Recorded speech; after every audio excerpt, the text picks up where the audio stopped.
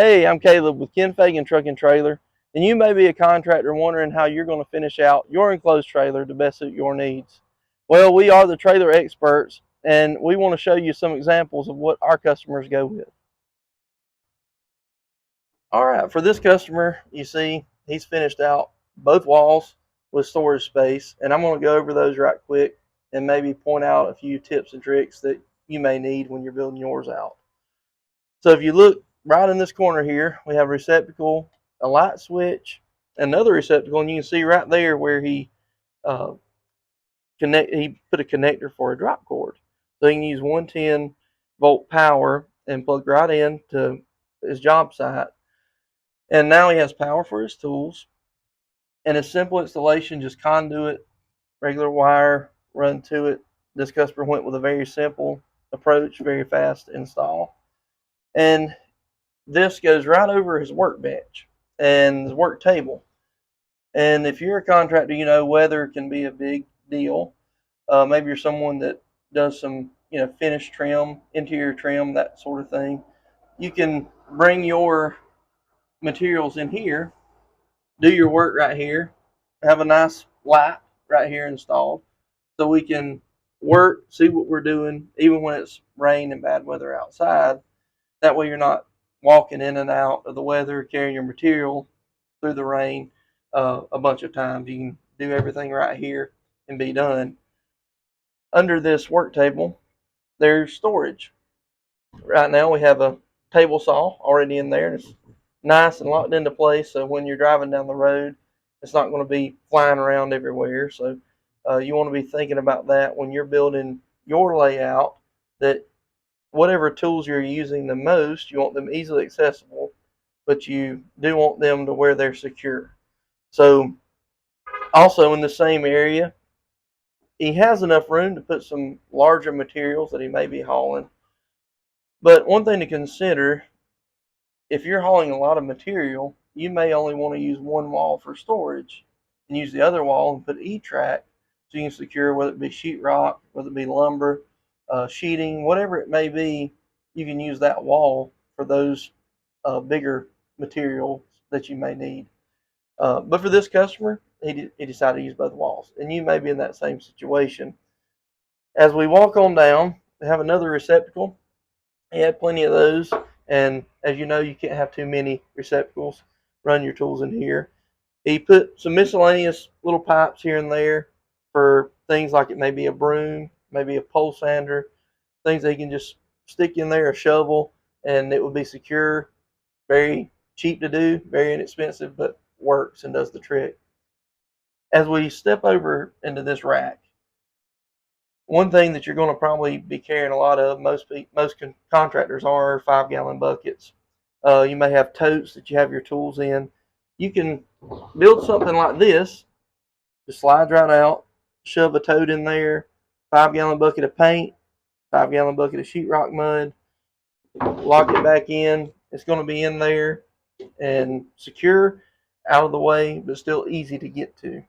Right here, we have an example for you, just a little gallon bucket of paint, and put it in there, put this over it. It's not going to be flying around. This customer had this rack he specifically did for boxes of nails. As we're talking about this, you may have specific materials, specific tools that you use, and you can be thinking about the dimensions of those and build racks specifically for those tools, as this customer did. And he put these where they were easily accessible, still secure. The door is right here, so he could just come in this side door, wouldn't even have to open his ramp, grab his nails, grab his paint, grab his 5-gallon buckets, and be right outside the door. So that's something to think about. If there's materials that you use a lot, tools that you use a lot, think about putting those in the most accessible areas of your layout. As we walk over here, we have another receptacle. We also have this neat rack he designed to hold different materials, but here's a few examples. He had his caulk guns right here, and this neat little shelf right here, he had his caulk tubing, and he would just line it up right through there, and he built this specifically for that, so they would be secure, but he could grab them, just open the side door, grab them, put them in the gun, and use them as he needed. So very smart to do that. Plastic bag holder. As a contractor, you're going to need trash bags. Clean up the job. You can put a dispenser in your trailer. This is just a hook screwed into this 2x4. We have an air hose on it. You may use air tools, air nailers, that kind of thing. And those hoses can get tangled up and thrown all over the place. I always recommend, this is very easy and cheap. Screw some of these in, put your drop cords, put your air hoses on these. They're out of the way, they're going to be secure, and you can't beat it for what it is. We have these large areas in this shelving for whether it be material, along this bottom rack, you put long pieces of trim, a cord around, that sort of thing in this bottom part, whatever you may be using it for. Even 2x4s, you can slide it in from the ramp and easy to access, but still up out of the way. And then we have this upper shelf too for some of your smaller things. You might have a skill saw, reciprocating saw, and you have these shelves that you can put them in, and it has this ledge on it to keep them from sliding off. This is a neat little design he did for tape. He did a lot of electrical work, and so he would put his tape, just slide it over this conduit, whether it be sheetrock finishing tape, electrical tape, whatever you may be using. You can just throw it over something like this. Again, very inexpensive, very quick to mount, and he had it where he could just grab it real quick. And as you know, on a job, time is money, so he made sure that he used his trailer to help use the best of his time. Scroll on down through here, and just more shelving, more specific tools that he used. Another tape holder, and had a little shelf here. Have a toolbox up in this area to store. And in this corner, we have a pencil sharpener.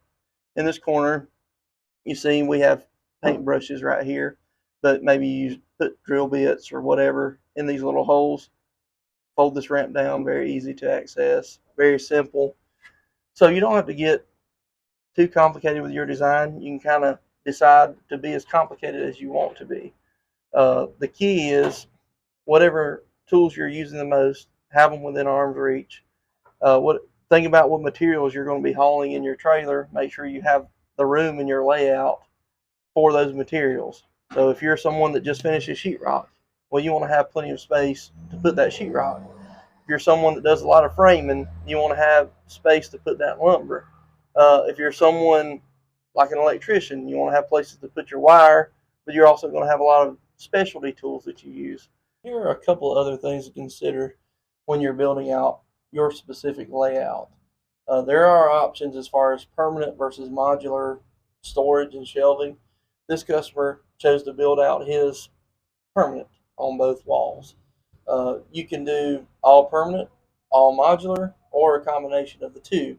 As I mentioned earlier, if you're hauling larger material, you may want to consider a modular on one wall so that when you're hauling more of your tools, you have that storage available. But when you have another job that requires less tools but maybe more material, or you're going to make a quick pickup at your local construction supply store and you need that extra space, you can quickly take the storage uh, racks out and then have that whole wall to use to carry your material. So that's something to consider when you're looking and thinking about, well, what is my layout going to look like? Am I going modular? Am I going permanent? Or a combination of the two?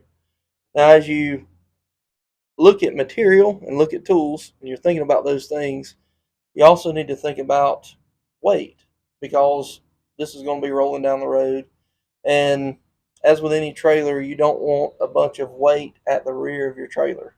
That will give you less tongue weight, and it will make it pull very poorly, and it's actually dangerous to be driving that way.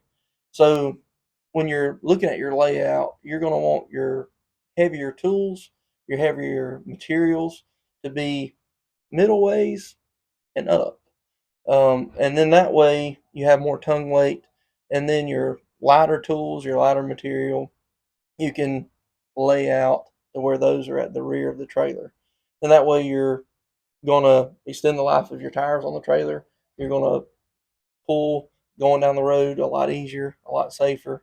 And if you have your trailer laid out in the wrong direction, you don't want to have to redo that. So be thinking of these things before you start building your trailer out.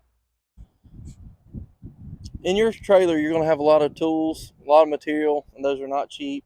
So you want to be thinking about security. There are tongue locks available that are going to secure the trailer from getting stolen. Those vary in quality, vary in price, and we can show you a few examples of those that we recommend. But be thinking about a tongue lock for your trailer to make sure it's not stolen. And then as we come around the side, you want to be thinking about what kind of door your trailer has. We like to use the door that has the bar lock and an RV door. So right here, you can put a puck lock, which is almost indestructible, and that's going to lock your door. And then we use the RV doors, so you can actually lock this as well and open it from the inside. So you want to be thinking about those things when you're purchasing your trailer, as far as what trailer you're going to build out. The RV doors are very nice because they lock, and then this bar lock is extra security. You can put the puck lock on there. So this is what we recommend, and we find the most secure. As we go around to the back at the ramp, you're going to see some more bar locks to secure the ramp. And with these handles, you can put these puck locks the same as on the side door.